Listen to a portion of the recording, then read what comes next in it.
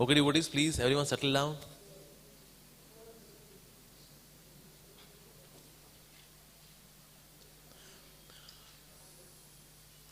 Chocolate washroom.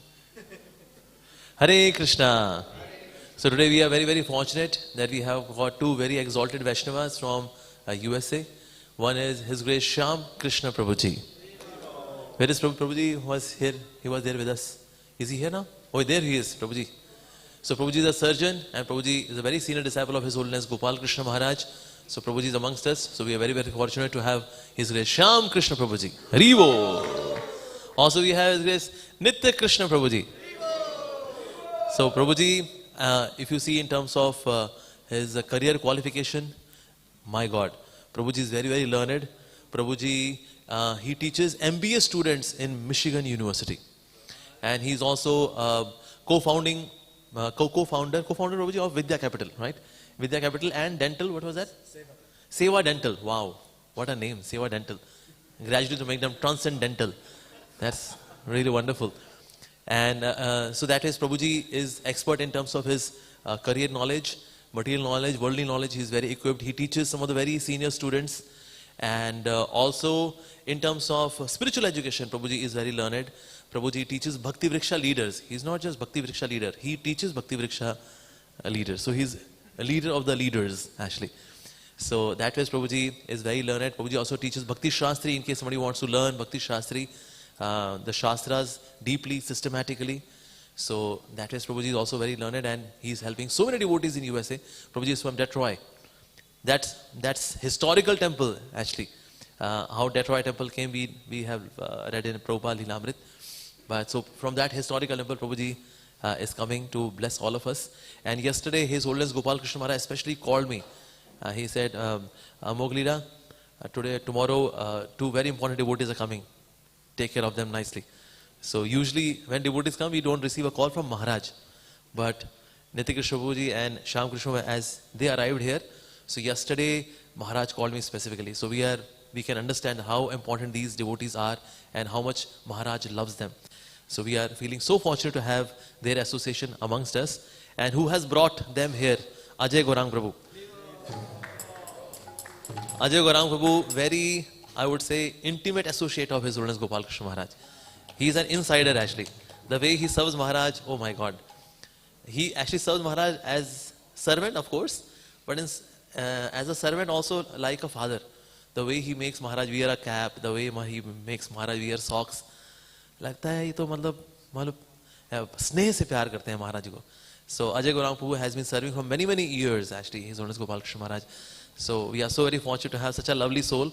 He's having his channel Guru Ashray, which is a very nice channel, and you can listen to that channel. That's wonderful. So we have three very exalted devotees, one personal associate of Maharaj, and also Nitya Krishna Prabhuji from ISKCON Detroit, and Shyam Krishna Prabhuji from ISKCON Washington. So we are so very blessed today to have their association. So let's welcome all of them by chanting Hare Krishna, Krishna Krishna, Hare Hare. Hare Ram, Ram Ram, Hare Hare. Vaishnava Bhakta Vrinda ki jai, Shri Prabhupada ki jai.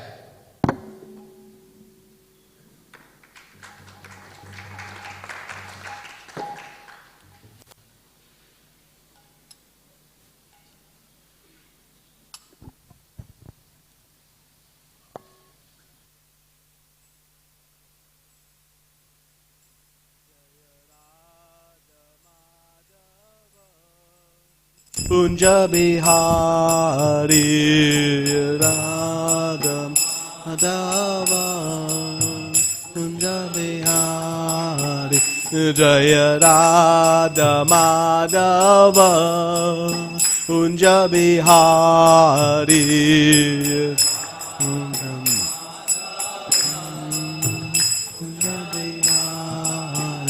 Jaya Gopi Jana Vallabha Girivaradhari Jana Vallabha Girivaradhari Jaya Gopi Jana Vallabha Girivaradhari Jana Vallabha Varadari Yashodanandana Braja Jana Ranjana Nandana Braja Yashodanandana Braja Jana Ranjana Nanana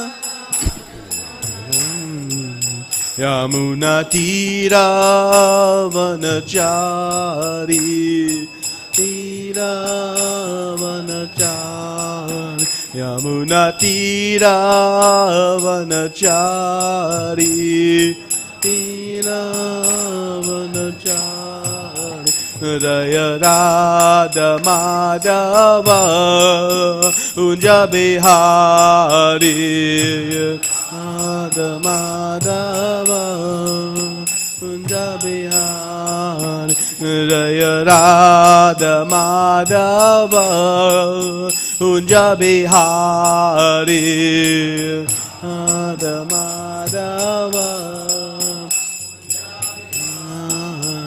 Jaya Gopi Jana Vallabha Irivaradari Gopi Jana Vallabha Irivaradari Yashodanandana Braja Jana Ranjana Nandana Braja Jana Yamuna Tira Vanachari Tira Vanachari Raya Radha Madhava Unja Bihari Radha Madhava Unja Bihari Raya Radha Madhava Unja Bihari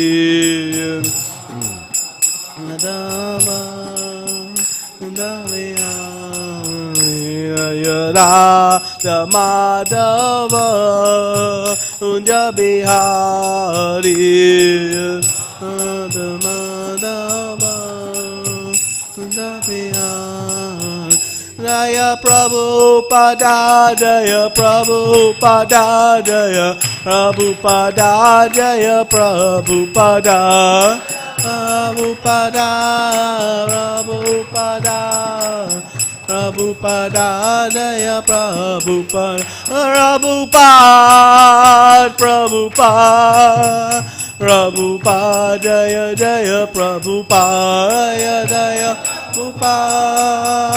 Prabhupada Prabhupada Prabhupada Harita Goda Haribo Haribo Haribo Nitya Goda Haribo Nitya Haribo Haribo Nitya Haribo Jayom Vishnu Parpanam Hamsa Parivajagacharya Stotra Tashin Mangesha Baichana Vinda Bhakti Vedanta Samishila Prabhupada Ki Jayom Vishnu Parpanam Hamsa Parivajagacharya Stotra Tashin Mangesha Bhakti Siddhanta Sasai Gosai Maharaj Prabhupada Ki Ananta Koti Vaishya Vinaki Sama Veda Bhakti Vinaki Tagore Pemanande Hari All glories to the Sama devotees. All glories to the Sama devotees. All glories to the Sama devotees. All glories to Shishi Guru and Gauranga. Om Namo Bhagavate Vasudevaya. Om Namo Bhagavate Vasudevaya. Om Namo Bhagavate Vasudevaya. Narayanam Namaskritta Naram Chaiva Narottamam Devim Sarasvatim Vyasam Tato Jaya Mudiriye Nasta Prayeshu Vabhadreshtu Nityam Bhagavata Sevaya Bhagavati Uttama Shloke Bhaktir Bhavati Naishtiki. Hare Krishna. So I'm very, very grateful to all of you for this opportunity to be here in the holy Dham of Dwarka and be under the shelter of Rukmani Dwarkadish, Lord Jagannath Baldev Subhadamai, Gaurnitai, Srila Prabhupada, and all the assembled Vaishnavas. I beg your blessings so that we may have some fruitful discussion today. And if I do my part, I will only repeat what I've plagiarized from others. And if I don't, you can beat me with a stick, please. You have full permission. So we'll be reading today, I'm told, from 3rd Canto, chapter number 27, text number 26. The title of the chapter is Understanding Material Nature. Evam vidita tattvasya prakritir mai manasam yanjato napakuruta atma ramasya karhichit. Evam vidita tattvasya prakritir mai manasam yagnato napakuruta atma ramasya karhichit. Evam vidita tattvasya prakritir mai manasam yagnato napakuruta atma ramasya karhichit.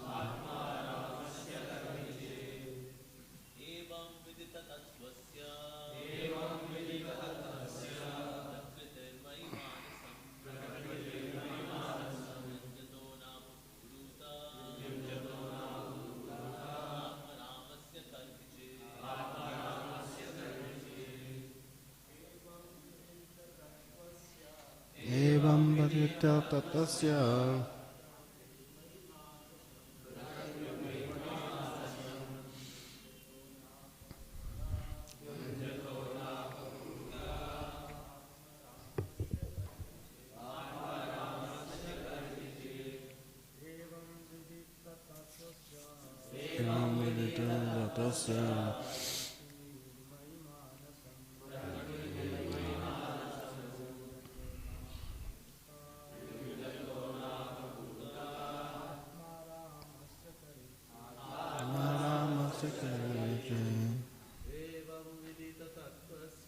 Evam vidita tattvasya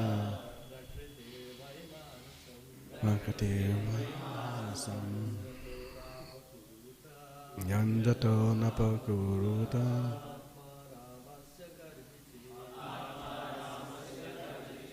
Vaishnavis? Okay.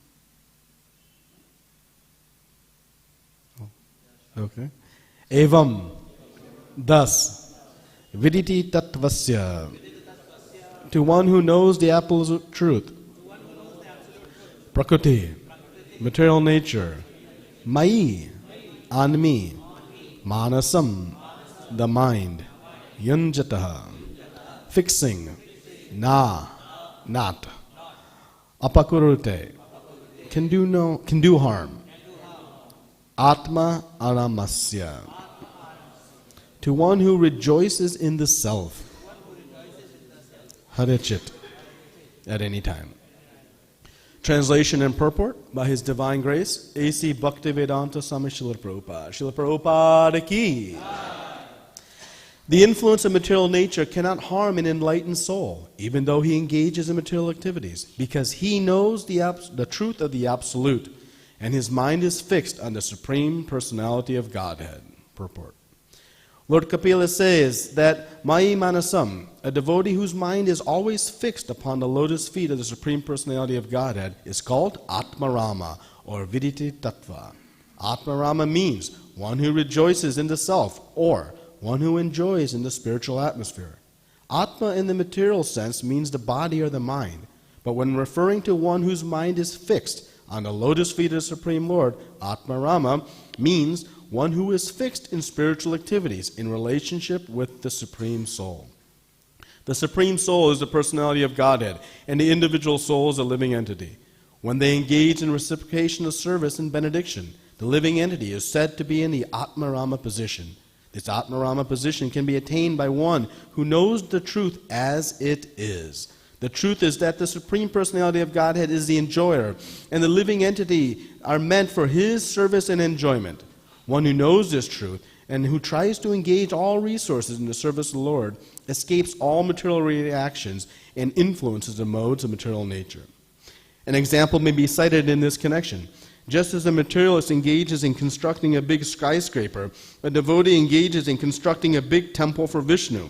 Superficially, the skyscraper constructor and the temple constructor are on the same level, for both are collecting wood, stone, iron, and other building materials. But the person who constructs a skyscraper is a materialist, and the person who constructs a temple of Vishnu is Atmarama. The materialist tries to satisfy himself in relation to his body by constructing a skyscraper. But the devotee tries to satisfy the Superself, the Supreme Personality of Godhead, by constructing the temple. Although both are engaged in associating in material activities, the devotee is liberated, and the materialist is conditioned. This is because the devotee who is constructing the temple has fixed his mind upon the Supreme Personality of Godhead. But the non-devotee who is constructing the skyscraper has his mind fixed in sense gratification. If while performing any activity, even in the material existence, one's mind is fixed upon the lotus feet of the Personality of Godhead, one will not be entangled or conditioned.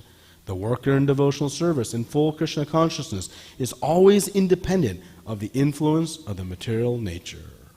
Om Jnana Timirandasya Jnananjana Shalakaya Chakshuru Militam Yena Tasmai Shri Gurave Namaha Shri Chaitanya Manobishtam Stapitam Yena Bhutale Swayam Rupa Kadamayam Dadati Swapadantikam Vandeham Shri Guru Shri Yuta Padakamalam Shri Gurun Vaishnavamstra Shri Rupam Sagajatam Sahagana Raghunatam Vitam Tam Sajivam Sadvaitam Savadutam Parijana Saitam Krishna Chaitanya Devam Shri Radha Krishna Padan Sahagana Lalita Shri Vishakan Vitamstra Hey Krishna Karuna Sindhu Dinabandhu Jagatpate Gopesha Gopika Kanta Radha Kanta Namostute Tapta Kanchana Gaurangi Radhe Rindavaneshwari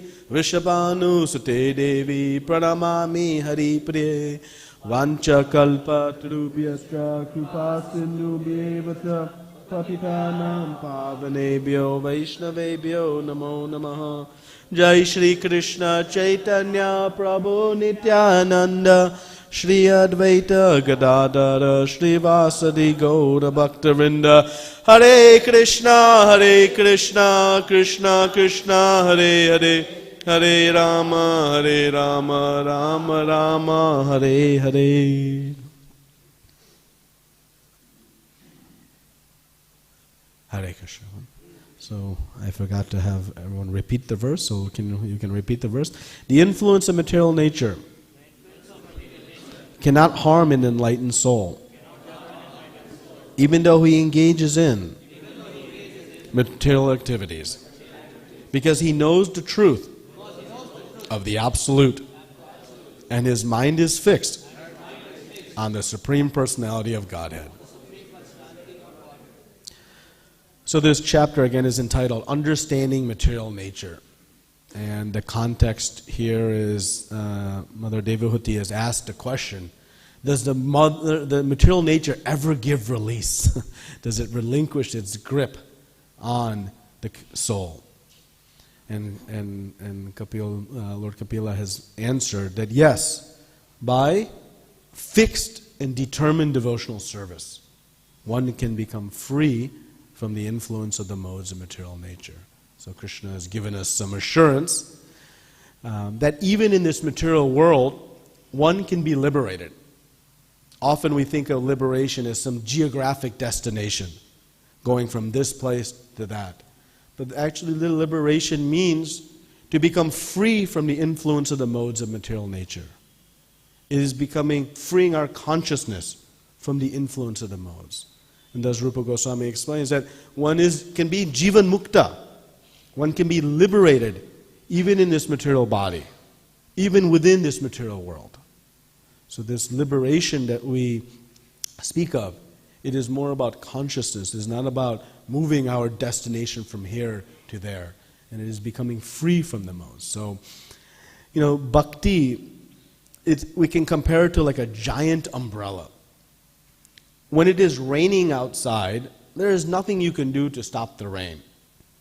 But if I go out and carry an umbrella, I can stop the rain from making me wet. I can stop the effect of rain upon me with the carrying of this umbrella.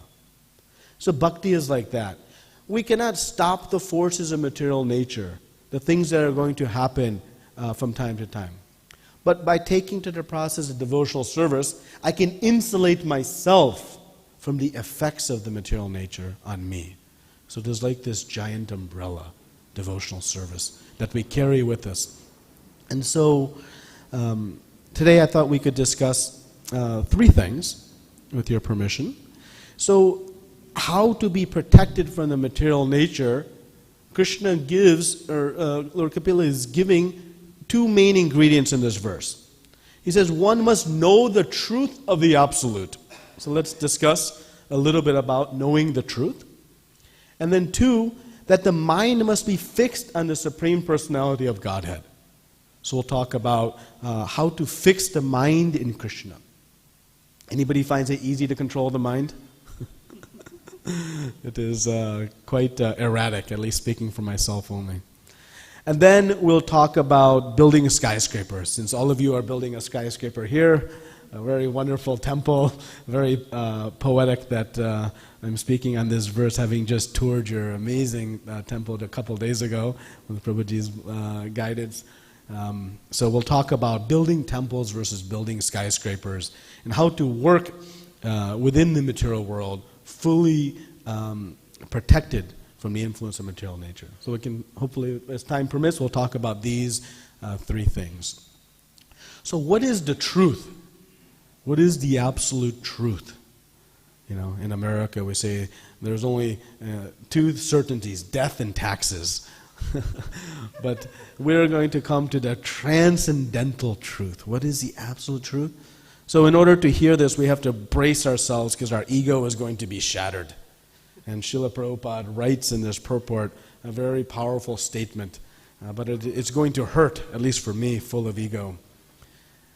We were created exclusively for the purpose to be enjoyed by Krishna. We were created exclusively to be enjoyed by Krishna. That's it. That is our purpose. And we know that if we try to use something for a purpose other than for what it was created, we'll not find success. Suppose I have a bicycle. A bicycle was created for the purpose of getting me from point A to point B more quickly than my 2 legs can get me. That's the purpose of a bicycle. That's why it was created.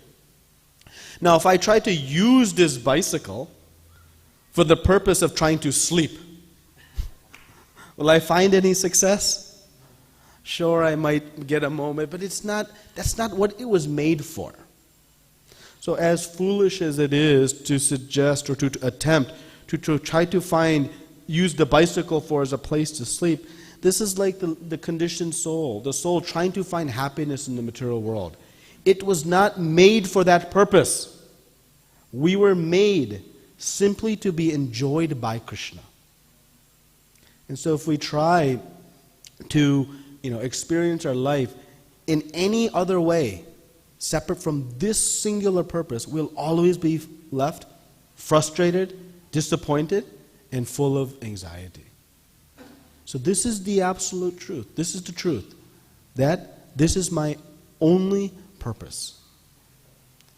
Now, knowing the truth is, we have to understand, what does it mean to know the truth? So you can come to one class in ISKCON and you'll know you're not this body, we're a spirit soul. Listen to any Prabhupada lecture. He tells us this over and over and over again. Why is he repeating himself? Because it takes hard amounts of effort in order for us to realize this knowledge. This knowledge, it only has value if it leads to action. Right? Any knowledge we get, until it then is applied, it has no value. If I am sick and a doctor tells me, dear sir, this is your sickness, this is your diagnosis, and this is the medicine that will cure your sickness, and this is how it will work. All that knowledge is very helpful. But if I don't take the medicine, what is the value of that knowledge? Zero. So this knowledge that I was made to be enjoyed by Krishna, it becomes Vigyan, realized knowledge, when I begin to act in that way. And that is, of course, the part that is difficult. You know, we've seen great, big people speaking big philosophy. You know, in Srimad Bhagavatam we see, Hiranyakashipu. He is speaking big philosophy to pacify his family members at the death of his brother. But was he practicing that philosophy? No. So our opportunity is to take this knowledge we know, I was made for this purpose, and begin to translate it into action. But Srila Prabhupada gives us a little bit of an out. He says, fake it until you make it. So if we're not yet purified enough to fully accept that, just keep trying. Just keep trying. And in time, we'll come to realize that this is actually the real path to finding happiness. Okay? So, the fixing the mind on Krishna, this becomes very, very difficult. Right? We see in Bhagavad Gita, Krishna tells us, Mam chayo vibacharena bhakti yogena sevata sagunan samititaitan brahma bhuyate kalpate. He says, if you want to transcend the modes, what do we have to do? Engage in devotional services. But he says, avyabacharena. He says, unfailing, unflinchingly. Meaning we must be continuously engaged in devotional service. Then and only then can we transcend the modes of material nature. That is the tricky part. Right? And we see in Nectar of Instruction, Rupa Goswami tells us, the essence of all advice, 24/7 engaged in chanting and remembering Krishna. So this is the position we must get to. It must be unflinching. And we have to recognize that, Maya, the material nature, it is dangerous. If we give the smallest of openings, it will grab it. And we are doomed. Somehow, some way to understand how the smallest of opening can ruin where we are. Suppose I have a very important document and I put it into a waterproof pouch, fully waterproof and tight. And I want to hide it really well, so I submerge it in some water somewhere. That document's protected because it's in a waterproof pouch. But now, if in this pouch there is the tiniest of hole, just a pin-size hole, what is the result of that document? Gone. This is like Maya. Just finds the tiniest of hole in our consciousness, the tiniest of hole in our day-to-day practice. And with it, our whole devotional service can be ruined. Jai Shishira Rukmini Dwarkadesh Jagannath Baldev Subhadami Gaurnitai Ki Prabhupada. Borijan Prabhu gives another really wonderful example when he's explaining, this idea. Sometimes we ask, what's the harm, watching one cricket match? Oh, what's the harm, one TV show? What's the harm? So he gives this really nice example. He says, imagine your mind is like a cup. And if you fill it with water, and you fill the cup completely with water all the way up to the top, to the point where even one more drop of water will not fit. And then on that top, if you just drop one drop of ink onto the top, it will slide off. It will not enter the cup because the cup is completely full. But if I remove just one drop from that cup, and now I squeeze a little bit of ink, what happens? The whole cup becomes colored by this ink. This is the opening that Maya is looking for. And that's why Krishna is telling us that one must be fixed 24/7. This is the only means to be fully protected from the influence of the material nature. So we must work to come to this point. And this is the opportunity. And we've seen many examples of, one practicing devotional service getting so close and then losing it. There was one Srila Prabhupada disciple that was telling this story, and it struck me. I can't remember the context of where this took place, but this was in the very early days of the movement. And Srila Prabhupada was giving initiation. And we know that, in the early days, Srila Prabhupada was giving initiation. It's not like today's, where there's, disciples courses and all kinds of, things. He was working with, trying to get people up to a certain standard as best he could, as quickly as he could, to fight this war of Chaitanya Mahaprabhu. And so there were 4 or 5 devotees seated, and the yajna was about to start. And one boy in particular was really committed to surrendering to Srila Prabhupada and practicing spiritual life. But he had a girlfriend, and she was not so favorable. And so they're seated at the yajna, and the Prabhupada is about to start. He's on the Vyasasana, ready to go, and she knocks on the window. And she points to this guy and says, "Come." And so he says, "Prabhupada, excuse me, I'll be back in a minute." And he gets up from this yajna. See how much tolerance Srila Prabhupada had. They tolerated unbelievable scenarios. And so this boy goes outside, and he speaks with this girl, and he was never seen again. He was that close to getting connected to the Acharya, Srila Prabhupada, this eternal lifeline to go back home to Godhead. And just a moment's conversation, they never saw him again. So this is the danger of the material nature. And it's why we should have a healthy amount of fear. I emphasize healthy. Once Srila Prabhupada was asked, "Prabhupada, what's the difference between you and us?" And his devotee was expecting some very elaborate, shastric answer explaining Uttamadhikari, Kanishtadhikari, something in this. And Srila Prabhupada simply said, "You can fall down, but I cannot." So a little bit later in the day, Srila Prabhupada came to the temple, and he was taking strong darshan of the deities. And it seemed that he was in a very prayerful mood and having some conversation with the deities. And so this disciple who had asked that question earlier is noting this. Wow, Srila Prabhupada's in deep meditation. So after they returned to his room, he went to Srila Prabhupada and said, "Srila Prabhupada, can I ask you a question?" He says, "I wanted to know, you seem to be in conversation with the deities, or a deep prayer. What were you praying for? What were you speaking about?" And he said, "I was praying that please don't let me fall down." And the disciple said, "Wait a minute. You said that the difference between us and you is you cannot fall down. But we can."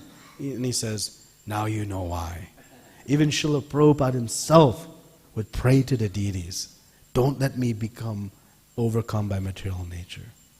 If he has to pray like that, which he doesn't of course, but he was an instruction to all of us, we should maintain a healthy amount of fear, if not fear, respect for the dangers of material nature. So this idea of becoming 24/7 fully absorbed in thoughts of Krishna at times can become very daunting and thinking, it's impossible. I can't even think about Krishna chanting my rounds 2 hours a day. How am I ever going to be able to think of Krishna the other 22 hours? Forget about 16 rounds, even one round, if I could think of Krishna uninterrupted, I'd be considered a success. So what to do? What is my hope? Well, our hope is that we should remember that our natural inclination, our original state, is to be fully absorbed in thoughts of Krishna. 24/7, that is our actual natural state. It is our intrinsic ability. That's what we are created for. But we have lost it.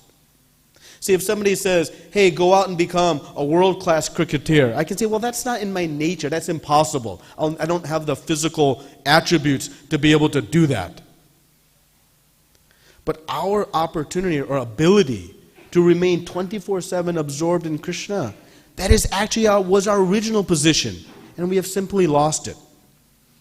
That's why Srila Prabhupada was once asked, Prabhupada, are you here to convert the world? And he said, no. I am here to simply help you remember what you have forgotten.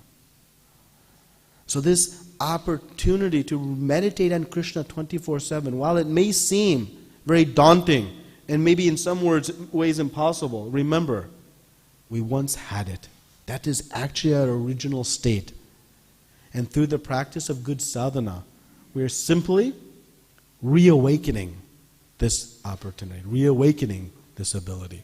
So it is nothing new that we have to gain. So thinking about Krishna, how to think about Krishna. So we know, I heard this recently. I wanted to share it with you because I thought it fit with this topic. There are 3 different ways in which we can increase our meditation on Krishna. I'll start with the hardest, which is to develop pure love for Krishna, Krishna prema. That is our goal. It's difficult. But we know, if we have love for Krishna, then thinking about Him happens naturally. Just like a mother. Does a mother have to work to think about her child? No, because she has deep love. She is constantly meditating on her child, even when separated from her child. Oh, what my child must be doing in school. I wonder if he was able to eat okay. Did he get this? All these things. What shall I cook for him? This is the constant meditation because there is love. One doesn't have to put forth any effort to think. That is the natural position. So that is one way in which we can constantly think of Krishna. And that is our goal. And that is through the practice of our sadhana, someday we will awaken this spontaneous mood of loving and thinking of Krishna. A second way is through fear. If there's a snake in the garden, will we think about anything else but that snake? We'll be in full fear. Oh, where is it? What's it doing? Is it nearby? We're constantly thinking. Right? Just ask Kamsa. He was doing Krishna Shmaranam all the time. But unfortunately, that is not bhakti, because it is not anukulina. It's not a favorable mood. So we don't want to pursue that. So love, that's where we want to get to, but maybe out of reach today. Fear, not the right way to think about the Lord. So the third way.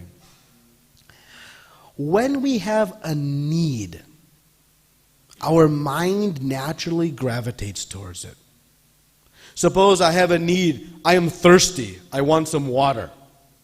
And I have a strong need for this water. Somebody is bringing me some foodstuffs. What will be my meditation? Water. Some nice friend has come and he is speaking with me. I haven't seen him in some long time. I'm engaging in conversation. I'm speaking to him, but where is my mind? Water.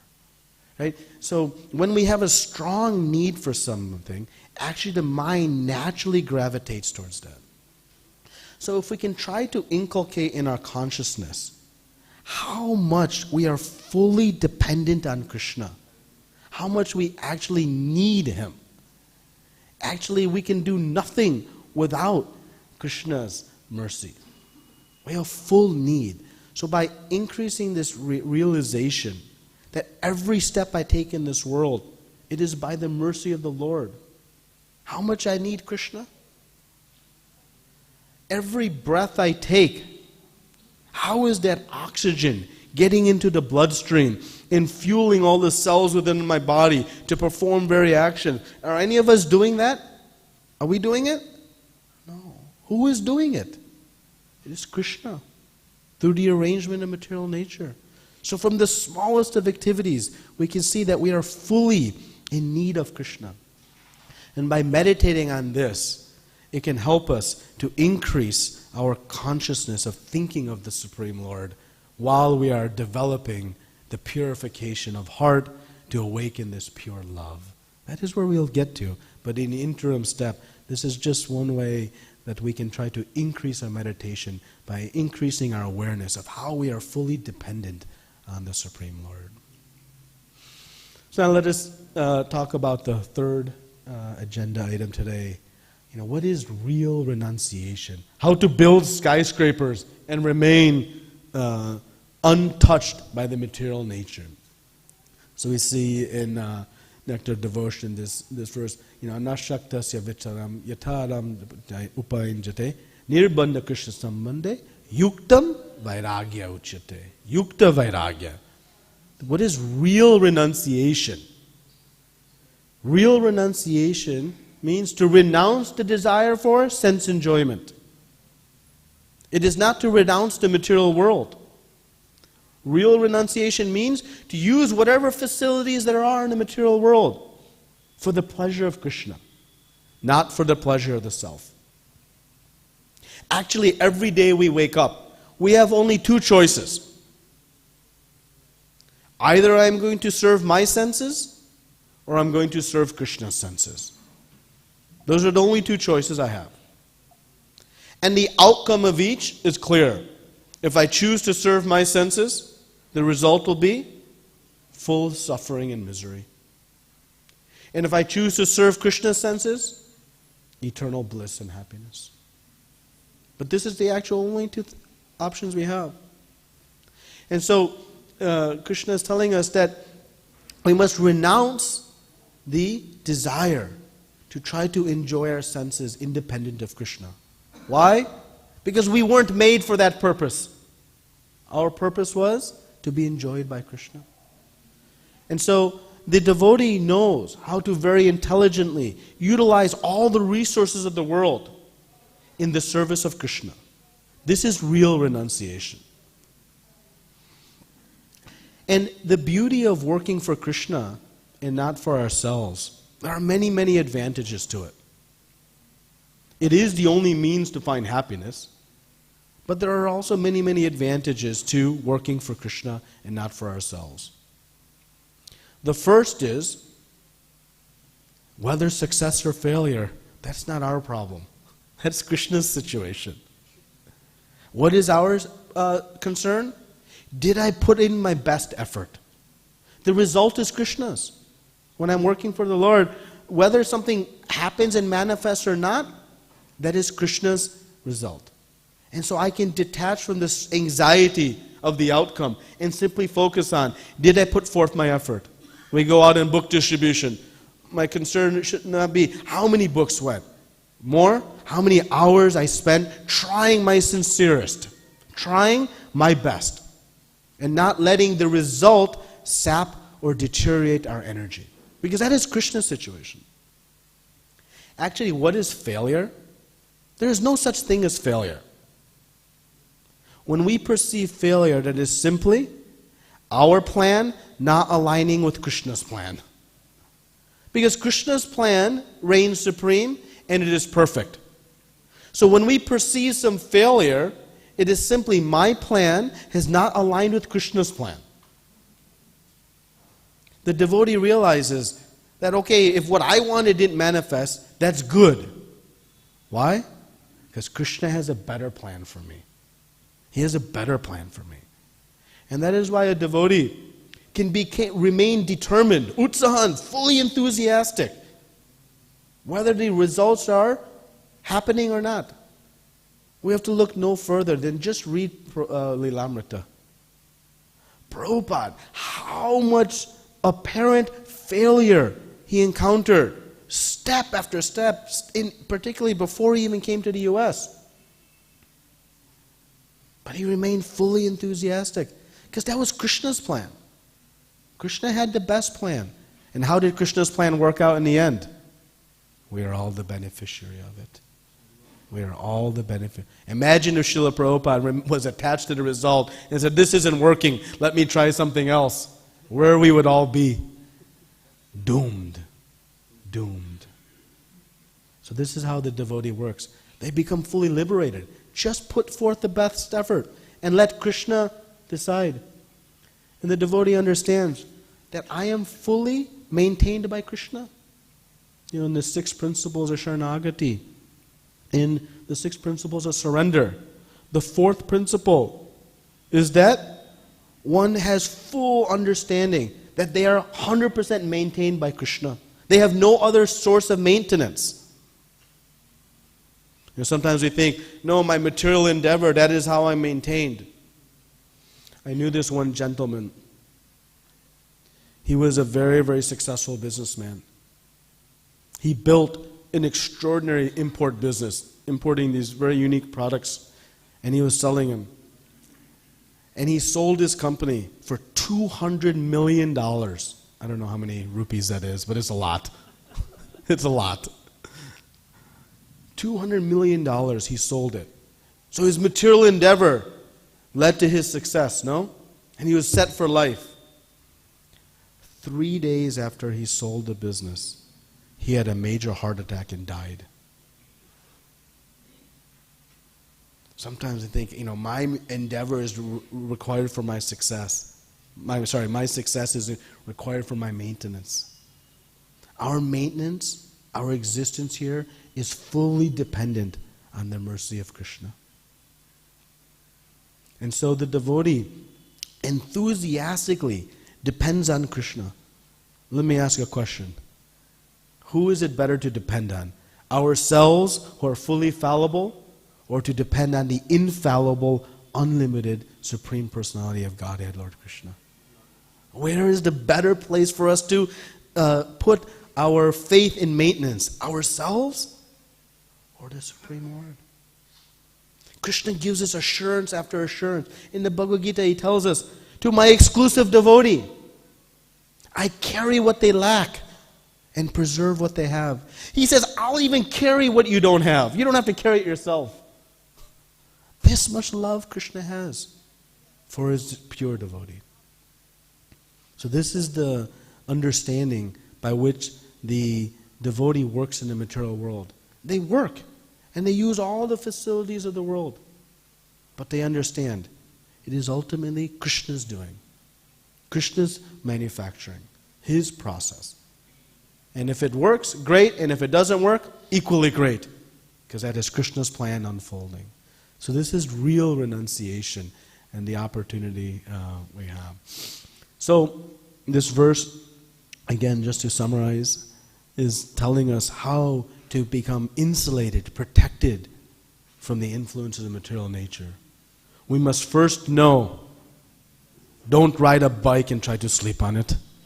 We were not made to enjoy this material world. We were made to be enjoyed by Krishna.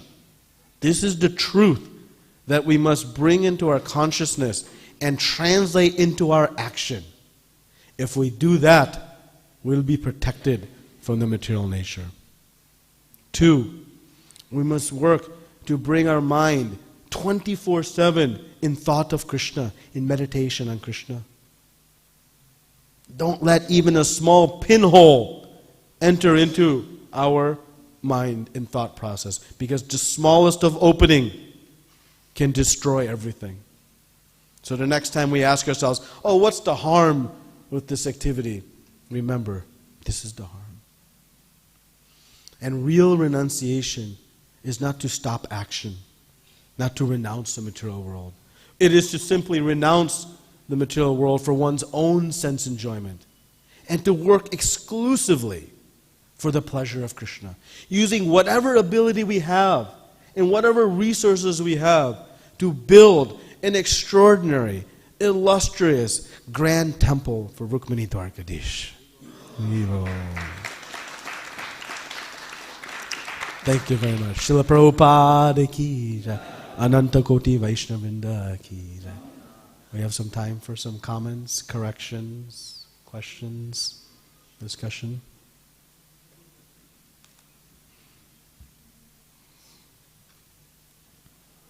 This is unfair. I'm hoping you're going to correct someone. Hare Krishna, Prabhuji. Thank you so much, Prabhuji. So you so beautifully elaborated different aspects of the verse as well as the purport. Thank you very much for the wonderful, amazing class, Prabhuji. Thank you so much. Thank you. And Prabhuji, like here it is mentioned that those who become devotees, they become free from the influence of material nature. But when we see our devotee communities, we do get influenced by material nature, especially lower modes, even in dealings with each other, talking to each other. We are very hurtable, we are very sensitive. Not sensitive towards others, we are sensitive towards our own selves. Towards others, we are hyper insensitive. So we see that we are in such classes of material nature. So how to really transcend it and come to the level of this verse which is spoken here?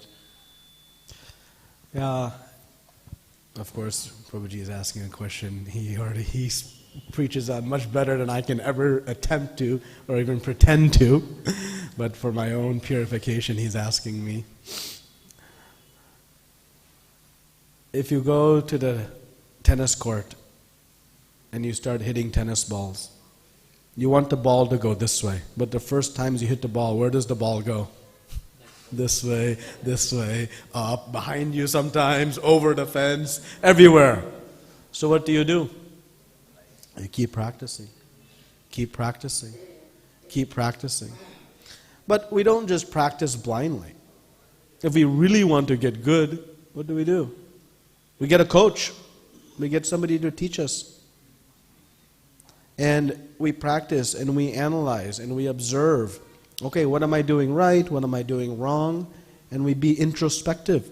We take the guidance and we practice. And that will accelerate our success on the tennis court. So how to accelerate our success in bhakti? Get a coach. Tadvidi paripatena pariprashnena sevaya. That we should surrender to a bona fide guru who can teach us. Tattva darshana. They have seen the truth. Because they have seen this. They can explain it to us. But we must do our part. Pariprashnena, we must inquire and sevaya, render service. And if we do, then the guru, by our own ability, we have no hope. Zero. Zil. But by the mercy of Guru and Krishna, it can happen. Prabhupada used to say, impossible is a word in the Fool's Dictionary. So don't think impossible. On our own side, we should be very introspective to think, where are these modes creeping into our bhakti? I was giving a class a couple of days ago and I gave this example. When we experience ups and downs in devotional service, that is an indication of false ego in our bhakti. Why? Because I want something that didn't happen and thus it's down. Otherwise, what is down? What is down? Nothing. So when we experience this, we should realize, okay, I am having some self-motive in my devotional service. I can work to understand, my goal here is simply to please Krishna. Not here to please myself. Yes, my happiness will come through that means. But when we experience that, that is an indication that we have some, personal motive. I gave this other example, I think yesterday or day before, that, we should be eager to take correction, to get feedback. Just like we want a coach to correct our swing if it is off. We should be eager to take correction in our practice of devotional service. Sometimes though, when we get that correction, there's a sting, a little bit of pain. What is that pain? That is pride in the heart. So we should diagnose it. It's okay. Yes, you know what? I didn't like that feedback, but I'm going to process it and apply it. But we should know, okay, that pain, there's a little bit of pride in the heart. And so by being conscious and honest with ourselves, we're not perfect in the practice of bhakti. But let's get a little bit better tomorrow than we are today. And a little bit better the day after than tomorrow. And by making progressive steps, recognizing, yes, I'm on the sadhaka platform. But if I stick to the process, stick to the way, I will achieve perfection. But if I think I've already achieved perfection, there'll be no hope for us to achieve it. So we should, be honest with ourselves, find those areas where those modes have crept in and work to eliminate them, just as we would work to, eliminate the errant shots on a tennis court. Thank you. Anything you can add, Prabhuji, to that, please? Any other comments or questions? Shyam Krishna Prabhu, you would like to offer anything, please?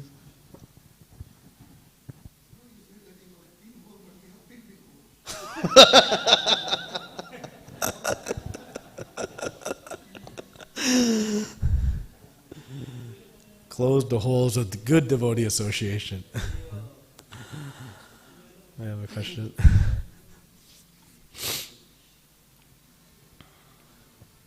Hare Krishna, Prabhuji, pranam. Dhanot. Prabhuji, like you said, there are 3 ways to remember Krishna, I think, if I am correct. You said first one is to develop love for Krishna, other is fear, and the third one is realizing the need for Krishna. So when I came to the point realizing the need for Krishna, so I think of there are 2 ways probably. One is to have the knowledge of the absolute truth about Krishna, so that you feel that that is where should I go to. And the other way is executing the devotional services, and the result of the devotional services to develop the love for Krishna. I mean, then you feel that connection unless you apply that knowledge. So I was thinking these first and third point are very related.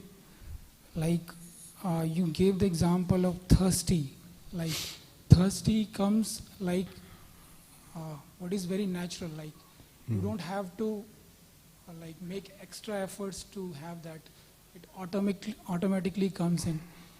And that point that you have to have that internal love for Krishna, then only you realize that need.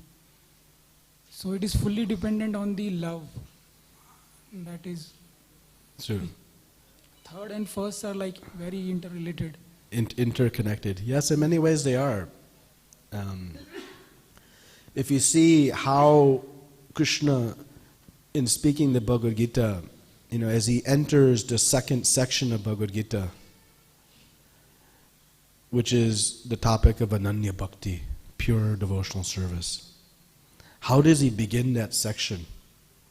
He speaks about how to see that we are fully dependent on, right? He speaks about the Apara and Para Shakti in the beginning of chapter 7, illustrating that everything that we are interacting with Krishna, either his inferior energy or his superior energy. Right? So before he comes to, the Rajaguyam, the most confidential topics, he explains to us, hey, I am everywhere. You are always connected to me. Any perception of separation from Krishna is simply Maya's illusory energy. But in reality, we are never separated from Krishna. Understanding that can help us increase this understanding of I need Krishna in all aspects of my life. I have no independent existence. And of course that will bring one then to the platform of loving that person who's constantly there supporting us. Right? It's like a child in the home. A child in the home at some point in its growth realizes, it is my mother and father who are providing me all my needs. And that love begins to grow and appreciation comes to grow. So yes, I like how they are interconnected. But again, until that love develops, that need is a little bit more tangible for us to begin to appreciate while we are trying to develop that love. Or awaken that love, I should say, not develop. Yes? I have another question, like one is that you are trying very hard in your devotional services to have that taste for love for Krishna. But there is in my personal experience, there is a long gap in between. And sometimes we struggle very hard, we feel demotivated. So, like in Updesha Amrita says, like you should have dharya, like you should have patience. So, how to have that patience always? Like, although you are trying very hard, but Rupa Goswami gives us the perfect formula, right? Utsaha nischaya dharyat tatat karma pravartanat sangha tyagat sato vritihi. And what happens? Prasiddhyati, assured success, not maybe success, and complete success, not mostly success.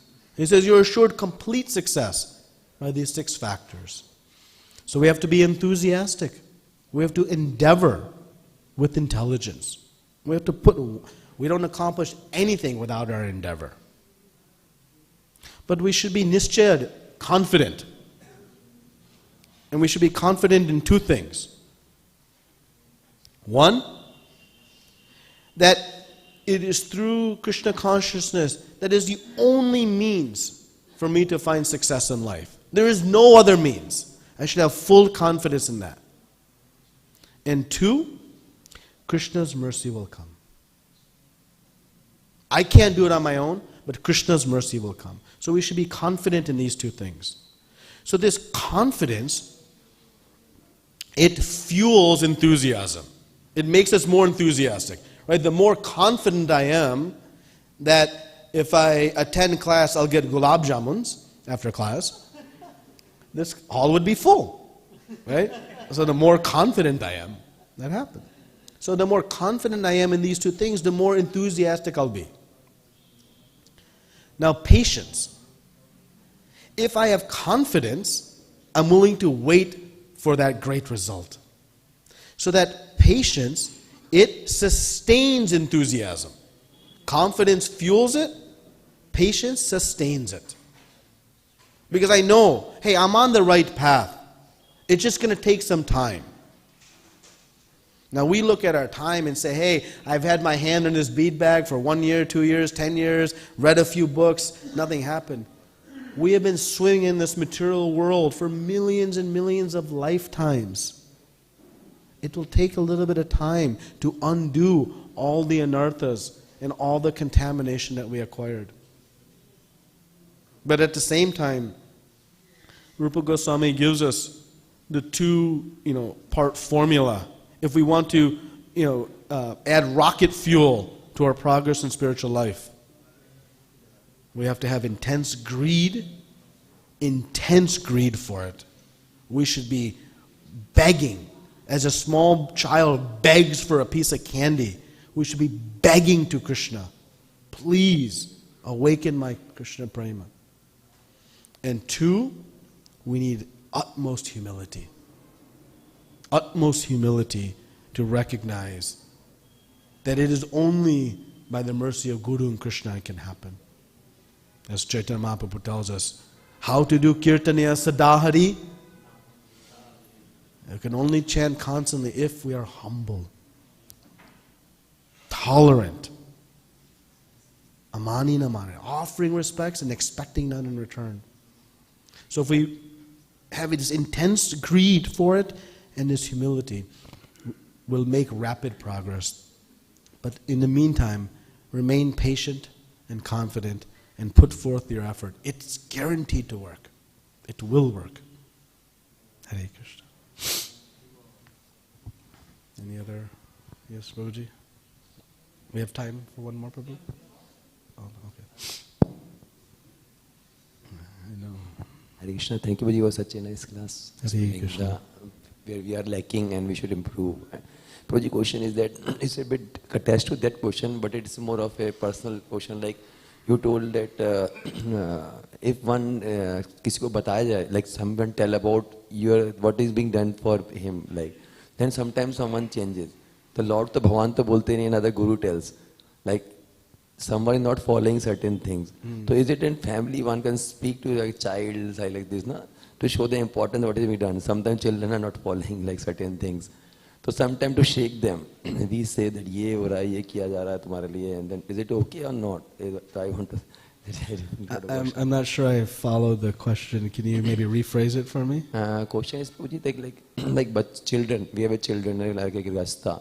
So sometimes they are not following certain things. So Yes. sometimes to put them on the right path, we put forcibly that we are doing so much for you. Yeah. This. Otherwise you will be in the street. So is it the right way to do or not? Even sometimes like students and teachers, sometimes teachers tell so much being put to you. Is it the right way? Guys, I don't know. There's no universal right way or wrong way. The experienced teacher knows how to motivate each individual, right? Some people need love, some people need a slap, some people need a push, some people need a pull. You know, I need a slap, I can tell. But Srila Prabhupada was brilliant at this. To some he was very tolerant and would let things go, and to somebody else the smallest deviation he would hammer. He would just thunderbolt, and like our heart breaks thinking, oh, Krishna, how we can tolerate. But the Guru knows, that they know what we can take. So as in management, it's also, you have that same challenge, right? How to inspire, instruct. Krishna. This is a volunteer organization, but you need strict following. It's a difficult position. I don't envy all of you who are leading these projects. It's difficult. I lead businesses in the material world. That's easy. And just, hey, it's this way, or there's another job for you somewhere else. It's easy. But in spiritual life, it's very, very difficult. But the good leader, they know because see, leadership requires great empathy. Meaning I should understand the position of the person. Why are they behaving this way? Don't cast our own ideas on that person. Understand what is their circumstance. And if I understand their circumstance, then actually I can provide the solution to bring out the desired outcome, which is their success. That's why in the corporate America now, they teach so much about the need to be empathetic. If you look at the business books in the 50s and 60s and 70s, they didn't get empathy. That's for the soft, weak people. You lead by the iron fist, military style. Now, it's, no, you cannot do that. So, but if you look at our acharyas, they were great at empathy. They really understood the heart of the individual and applied the solution appropriately. So that's our approach.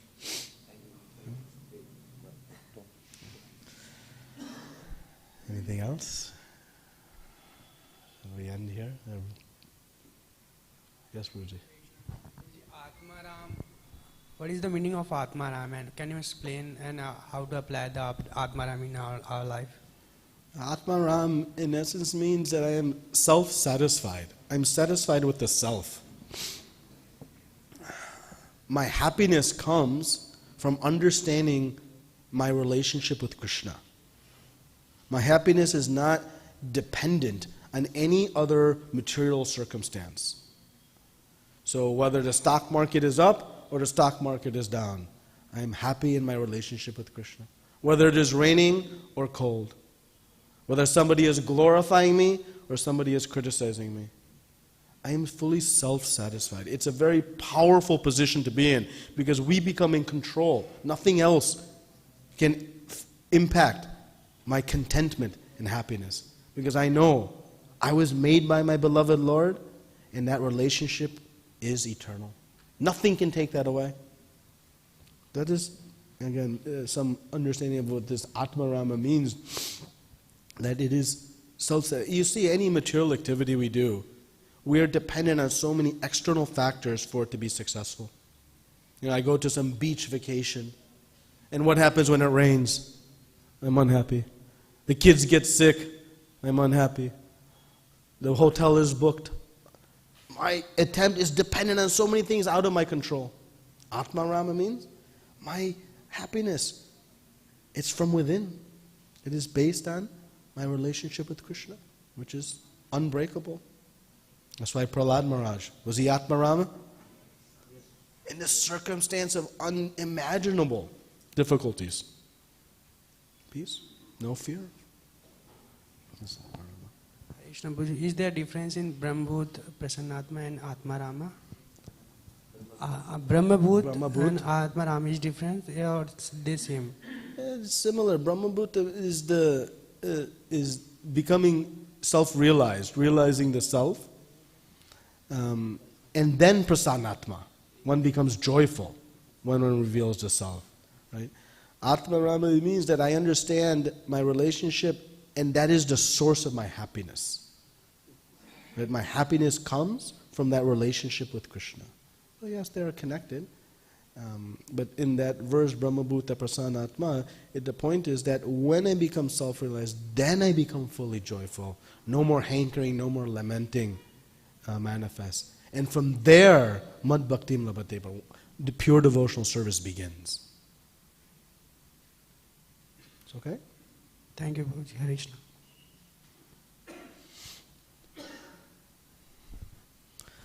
Thank you very much. Srila Prabhupada ki jai. Ananta Koti Vaishnavinda ki jai.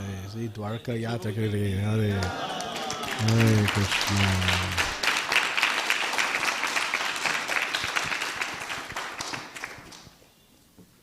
So we are very grateful to Prabhuji that Prabhuji came and blessed all of us with such nice Hari Katha, answering so many of our questions in such a wonderful way. Thank you so much, Prabhuji. So your name is Nitya Kishore, right? Nitya Krishna. Nitya Krishna. Okay. I think on YouTube they have typed Nitya Kishore. Yeah. They should correct that. Thank you so much, Nitya Krishna Prabhuji, for coming and blessing us. So let's pay our gratitude to Prabhuji by chanting Hare Krishna, Krishna Krishna, Hare Hare, Hare Ram, Ram Ram, Hare Hare. Shri Prabhupada ki jai. Krishna Prasadam ki jai.